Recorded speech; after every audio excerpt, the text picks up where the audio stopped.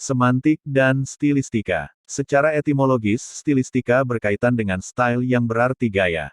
Secara sederhana, stilistika didefinisikan sebagai ilmu tentang gaya bahasa. Ratna menyatakan bahwa stilistika adalah ilmu yang berkaitan dengan gaya dan gaya bahasa. Tetapi pada umumnya lebih mengacu pada gaya bahasa. Dalam bidang bahasa dan sastra, stilistika berarti cara-cara penggunaan bahasa yang khas, sehingga menimbulkan efek tertentu, yang berkaitan dengan aspek-aspek keindahan. Menurutnya, pembahasan gaya bahasa ini biasanya berhubungan erat dengan kajian sastra, karena penggunaan bahasa dalam karya sastra, selalu berhubungan dengan gaya bahasa. Ratna menambahkan bahwa stilistika merupakan sarana yang dipakai pengarang, untuk mencapai suatu tujuan, karena stilistika merupakan cara untuk mengungkapkan pikiran, jiwa, dan kepribadian pengarang dengan cara khasnya.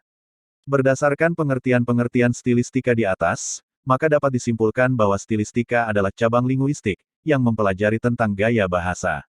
Penggunaan gaya bahasa menimbulkan efek tertentu, yang berkaitan dengan aspek-aspek keindahan, yang merupakan ciri khas pengarang, untuk mencapai suatu tujuan yaitu mengungkapkan pikiran, jiwa, dan kepribadiannya. Dengan demikian, objek kajian stilistika adalah gaya bahasa. Gaya bahasa tersebut berfungsi menjelaskan keindahan penggunaan bentuk kebahasaan tertentu mulai dari aspek bunyi, leksikal, struktur, bahasa figuratif, sarana retorika sampai grafologi. Selain itu, kajian stilistika juga bertujuan untuk menentukan seberapa jauh, dan dalam hal apa, serta bagaimana pengarang mempergunakan tanda-tanda linguistik untuk memperoleh efek khusus.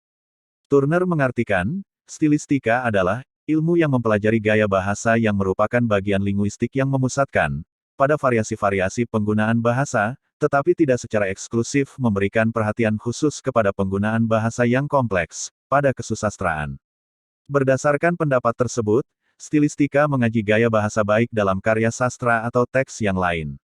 Pendapat lain tentang pengertian stilistika diungkap oleh Sujiman.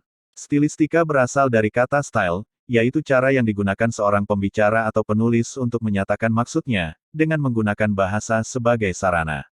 Dengan demikian style dapat diterjemahkan sebagai gaya bahasa. Secara spesifik, Endaswara menyebutkan stilistika adalah ilmu yang mempelajari gaya bahasa suatu karya sastra. Selanjutnya dikatakan, ada dua pendekatan analisis stilistika yaitu, 1. Dimulai dengan analisis sistem tentang linguistik karya sastra, dan dilanjutkan ke interpretasi tentang ciri-ciri sastra, interpretasi diarahkan ke makna secara total, dan 2. Mempelajari sejumlah ciri khas yang membedakan satu sistem dengan sistem lain. Berdasarkan uraian pengertian stilistika yang diungkap oleh pada ahli, maka dapat disimpulkan bahwa stilistika adalah ilmu tentang gaya bahasa. Dilihat dari objek kajiannya, stilistika tentu berbeda dengan semantik. Namun, apa hubungan antara semantik dan stilistika? Setiap berbahasa, bergaya bahasa atau tidak, selalu ada makna dalam bahasa yang digunakan.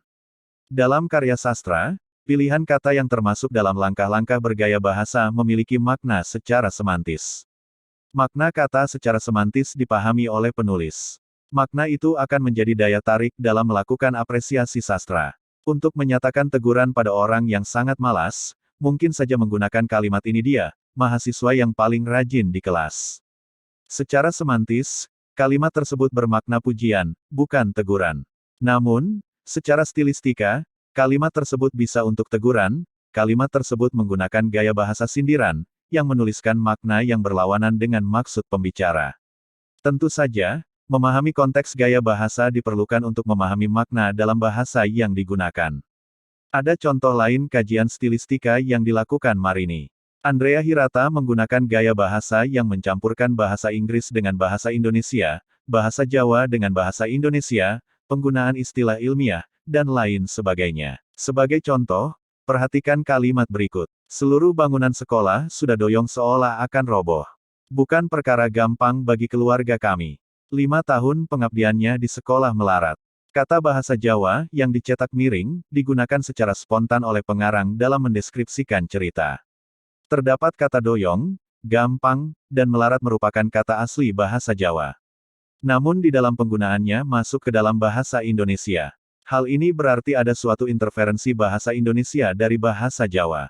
Kata doyong, dalam bahasa Indonesia dapat diganti dengan kata miring, gampang dengan mudah, dan melarat dengan miskin. Namun, ada keindahan makna dengan menggunakan bahasa Jawa dalam narasinya.